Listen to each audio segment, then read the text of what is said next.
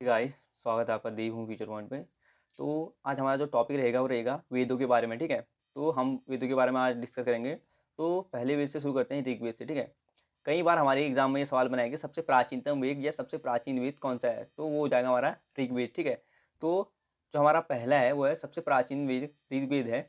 और इस वेद की जो ऋचाओं को पढ़ने वाले को होत्र कहते हैं, ठीक है। यानी जो इस वेद की जो ऋचाएँ होती हैं उनको पढ़ने वाले को होत्र कहा जाता है। इंपॉर्टेंट है ये भी।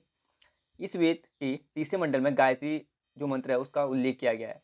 तो किस वेद के तीसरे मंडल में अगर पूछा है कि गायत्री मंत्र का उल्लेख है तो ऋग्वेद के, ठीक है। कौन से मंडल में, तो तीसरे मंडल में है गायत्री मंत्र का उल्लेख। इंपॉर्टेंट है ये दोनों।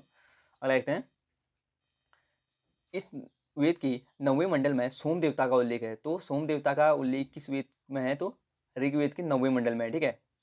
इस वेद के 10वें मंडल में चार वर्ण, तो चार वर्ण जो हैं ब्राह्मण, क्षत्रिय, वैश्य और शूद्र का उल्लेख किया गया, ठीक है। तो पूछा जाए कि किस वेद के 10वें मंडल में चार वर्ण अर्थात ब्राह्मण, क्षत्रिय, वैश्य और शूद्र का उल्लेख किया गया है, तो ये जो बनेगा वो बनेगा ऋग्वेद, ठीक है। हमारा ऑप्शन जो सही होगा ऋग्वेद। अगला देखते हैं, इस वेद में इंद्र के लिए 250 व अग्नि के लिए 200 ऋचाओं का रचना की गई है। तो पूछा जाए कि जो इंद्र के लिए 250 ऋचाओं की रचना और अग्नि के लिए 200 ऋचाओं की रचना किसमें की गई है, तो ऋग्वेद। और पूछा है कि ऋग्वेद में इंद्र के लिए कितनी ऋचाओं का रचना की गई है और अग्नि के लिए कितनी, तो इंद्र के लिए 250 ऋचाएं और अग्नि के लिए 200 ऋचाएं, ठीक है। गोत्र शब्द का सर्वप्रथम उल्लेख इसी वेद में मिला है। तो गोत्र शब्द का जो सबसे पहले जो उल्लेख मिला है वो ऋग्वेद में मिला है, ठीक है। इंपॉर्टेंट है ये। इस वेद में गाय के लिए अधन्य शब्द का यूज किया गया, ठीक है। अधन्य शब्द किसके लिए प्रयोग हुआ है, गाय के लिए हुआ है, ठीक है। और किस वेद में हुआ है, तो ऋग्वेद में हुआ है। अगला देखते हैं, यजुर्वेद। तो अगला जो हमारा टॉपिक रहेगा वो रहेगा यजुर्वेद, ठीक है। तो देख लेते हैं, इसकी ऋचाओं को पढ़ने वाले को अर्धव्यु कहा जाता है, ठीक है। जैसे हमने पढ़ा था कि ऋग्वेद की जो ऋचाओं को पढ़ने वाले को होत्र कहते हैं ना, तो वैसे ही अगर यजुर्वेद की बात करें तो यजुर्वेद की जो ऋचाओं को पढ़ते हैं उन्हें अधर्व्यु कहते हैं।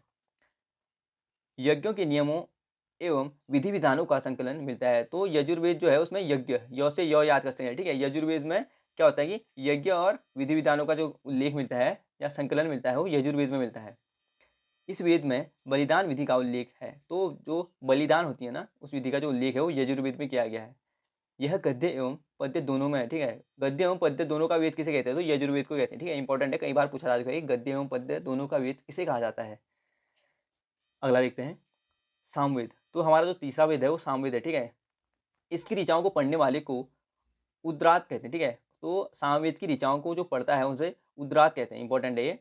इस वेद को भारतीय संगीत का जनक कहा जाता है। इंपॉर्टेंट है और कई एग्जाम में बन चुका है, ठीक है। भारतीय जो संगीत का जनक किसे कहा जाता है, तो सामवेद को कहते हैं कि भारतीय संगीत का जनक सामवेद के लिए यूज किया गया, ठीक है।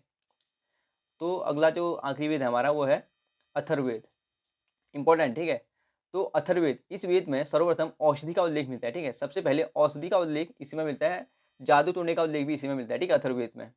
अगला देखते हैं, इसमें सभा एवं समिति को प्रजापति की पुत्रियां कहा गया है। इंपॉर्टेंट है कि सभा एवं समिति को प्रजापति की पुत्रियां किस वेद में कहा गया है। इंपॉर्टेंट है, ठीक है। प्रजापति की जो पुत्रियां किसको कहा गया है, सभा एवं समिति को किस में कहा गया है, तो अथर्ववेद में यूज किया गया है शब्द।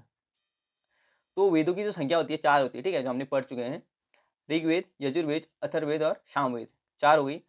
वेदांग की संख्या, तो जो वेदांग की संख्या होती है वो होती है 6। इंपॉर्टेंट है, ठीक है। ये जो ऑनलाइन है इंपॉर्टेंट है। 4 होती हैं वेदों की संख्या, वेदांग होते हैं 6, पुराणों की संख्या होती है 18 और उपनिषदों की जो संख्या है 108 उपनिषद है, ठीक है। इंपॉर्टेंट है, एक बार रिपीट कर लेता हूँ। वेदों की संख्या 4 होती है, वेदांग की संख्या 6 होती है, पुराणों की संख्या 18 होती है और उपनिषदों की जो संख्या होती है वो होती है 108। तो वीडियो पसंद आया तो वीडियो को लाइक कीजिए, कमेंट कीजिए, चैनल को सब्सक्राइब कीजिए। Thank you.